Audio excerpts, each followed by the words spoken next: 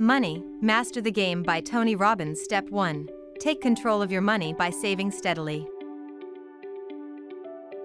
Welcome to yourbooksummary.com.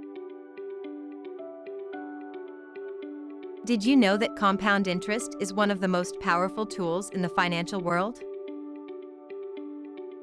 It can work wonders for your savings.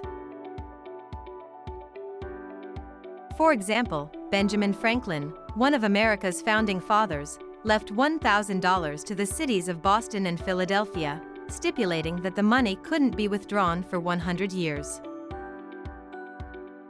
After that time, they were able to withdraw $500,000.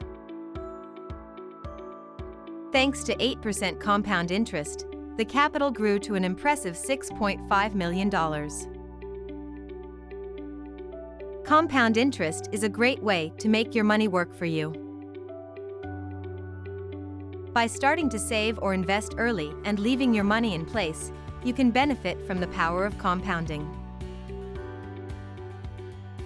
No matter your income level, the gains from compounding will always exceed what you can earn by other means. Saving money is the first step towards financial freedom, and what you save today can continue to deliver returns for the rest of your life. Aim to put away 10% to 15% of your income, and once you reach a critical mass, your savings will start to compound and produce returns that you can use throughout your lifetime. Consider setting up an automatic deduction from your paycheck to make saving easier.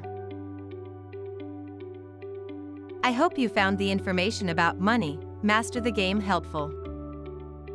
If you're interested in learning more about the book, stay tuned for the next part of this series where we'll dive into the next section.